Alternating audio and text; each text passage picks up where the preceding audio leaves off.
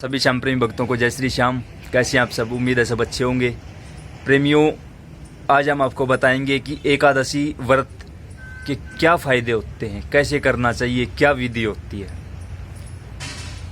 देखो, हम कलयुगी प्राणी हैं, विधि विधान के अनुसार हम नहीं चल सकते। हजारों विधियाँ होती हैं। अगर आप हमारी हर वीडियो को देखते हैं तो आपको पता होगा कि हम आपके सामने वो तरीके लेकर आते हैं, वो उपाय लेकर आते हैं जिसे आप फ्री ऑफ कॉस्ट कम से कम समय में और आसानी से कर सकते हैं, अगर आप वीडियो देखते हो तो। प्रेमियों, बाबा को अरदास कैसे लगाएं, एकादशी द्वादशी पूजा की विधि क्या होती है, उस पर हमने वीडियो बनाई है। नीचे डिस्क्रिप्शन में भी आपको लिंक मिल जाएगा, आप उन्हें भी देख सकते हैं। अब यहाँ हम आपको बताना चाहेंगे कि एकादशी व्रत से क्या मिलता है।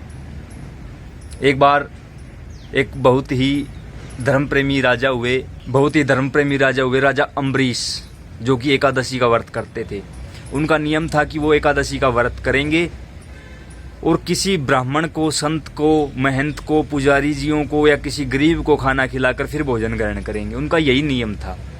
एक बार का समय एकादशी का उन्होंने व्रत किया। जैसे ही व्रत प्रायण का समय आया तो द्वादशी बिल्कुल थोड़े समय के लिए थी। तब उन्होंने सोचा कि व्रत का प्रायण करना बहुत जरूरी है। उसी समय दुर्वासा ऋषि पधारे। उन्होंने कहा कि भगवान, आप हमारे यहाँ भोजन ग्रहण कीजिए, फिर हम व्रत का प्रायण करेंगे। दुर्वासा ऋषि ने कहा कि ठीक है, कोई परेशानी नहीं है, लेकिन पहले हम स्नान करके आएंगे। वो नदी की तरफ चल पड़े। अब संत तो संत हैं, संतों के बारे में तो किसी को आज तक पता ही नहीं चला। वह स्नान करते करते इतना समय निकल गया कि उन्हें याद ही नहीं रहा कि उन्हें भोजन करना है। इधर राजा परेशान। उन्होंने सोचा कि अब क्या करें, हो सकता है वो संत हैं, संत तो फ्री होते हैं, अगर कहीं आगे निकल गए होंगे तो अब क्या करूं मैं। तब राजा ने अपने राजगुरुओं के साथ इस बात पर विचार विमर्श किया कि अब आगे क्या किया जाए। तब जो धर्मगुरु थे उन्होंने भी बताया कि कोई नहीं, संत होते हैं, आप परेशान मत हो, आप अन्य संतों को भोजन करवाओ और स्वयं भोजन करके अपने व्रत का प्रायण करो। कहा ठीक है, ऐसा ही करते हैं। जैसे ही उन संतों को भोजन करवाया और राजा अम्बरीश खुद खाने लगे, उसी समय दुर्वासा ऋषि वहां पधारे।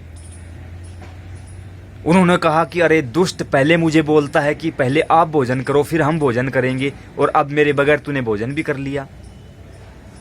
रुक, तुझे इसका दंड मिलेगा। और राजा दुर्वासा ऋषि ने राजा को मारने के लिए एक राक्षसी प्रकट की।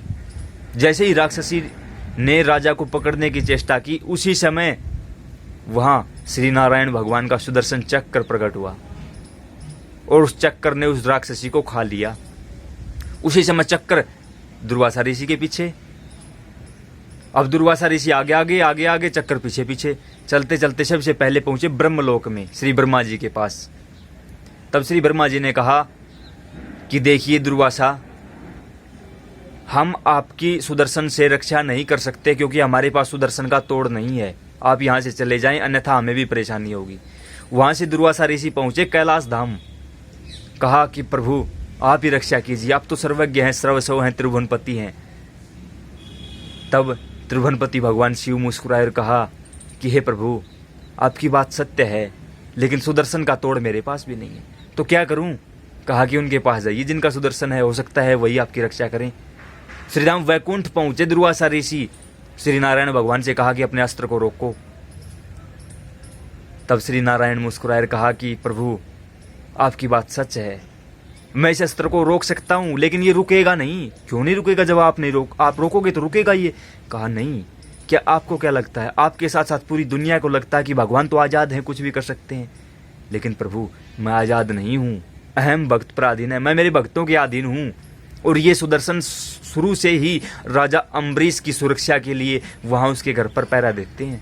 हमने इसे कह रखा है कि जो इसके कार्य में बाधा डाले उसे खत्म कर दो। तो अब बताओ, क्या हम अपना वचन झूठा कर दें, या राजा अम्बरीश का वचन झूठा कर दें, या ये सुदर्शन अपनी शक्तियां त्याग दे? ऐसा नहीं हो सकता।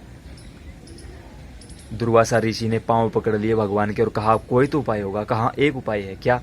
आपने जिसका अपराध किया है उसी से माफी मांगिए। अगर भक्त ने क्षमा कर दिया तो सुदर्शन अपने आप शांत हो जाएगा। उसी समय दुर्वासा ऋषि दौड़े राजा अम्बरीश के पास।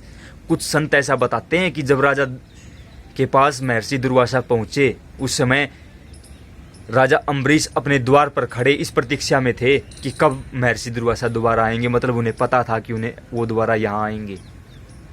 उस समय 6 महीनों का समय बीत चुका था इन सब बातों को। राजा दुर्वासा ऋषि राजा के पास आए और कहा, हमारी रक्षा करो राजन, हम आपकी शरण में हैं। कहा, प्रभु मैं आपकी शरण में हूँ, संत महंत कभी किसी की शरण में नहीं होते, मैं आपकी शरण में हूँ।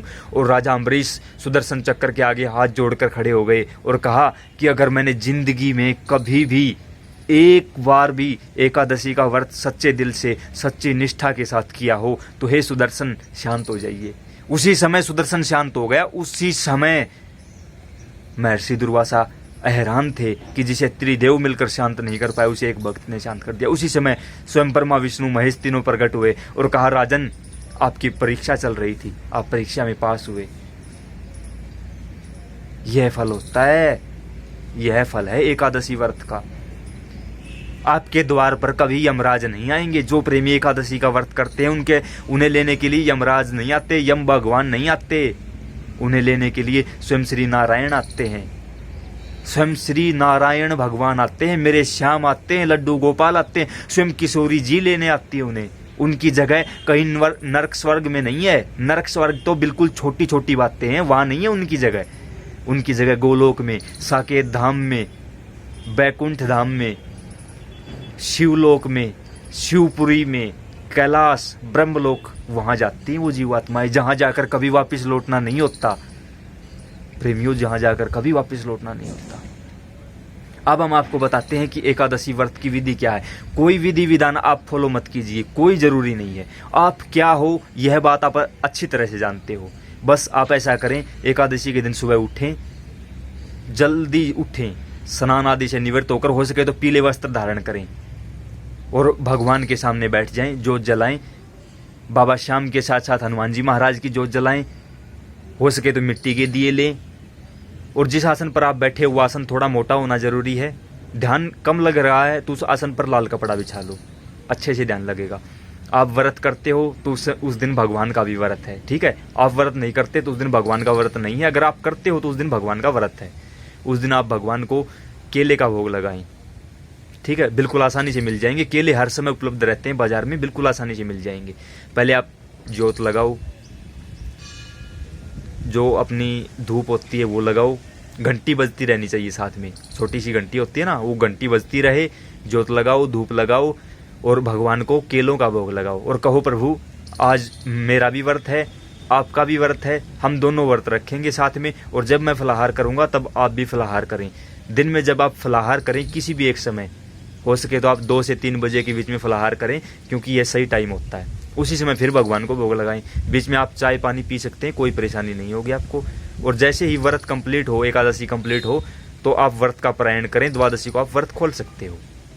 जैसे ही आपका व्रत खुला है उसी समय भगवान का भी व्रत खुलेगा। इस बात का विशेष ध्यान रखें और इस निष्ठा के साथ व्रत करें कि मुझे कोई सांसारिक चीज़ नहीं, मुझे आगे की अगत सुधारनी है अपनी। तब भगवान आपको लेने के लिए स्वयं आएंगे जब आप इस धराधाम को छोड़कर जाओगे। और जिसे लेने के लिए भगवान आते हैं वो जीवात्मा किसी भी रूप स्वरूप में दोबारा नहीं आती। प्रेमियों, अगर यह जानकारी आपको अच्छी लगे और लगे कि किसी प्रेमी के साथ शेयर करनी चाहिए तो आपको ज़रूर शेयर करनी चाहिए। ये वीडियो कर दिया करो, कुछ नहीं जाता। अगर आपके कारण किसी एक प्रेमी की ज़िंदगी बदल गई तो आपको कहीं नहीं जाना पड़ेगा। नीले घोड़े पर सवार होकर मेरे श्याम आपके पीछे पीछे आएंगे, हम गारंटी देते हैं। जय श्री श्याम।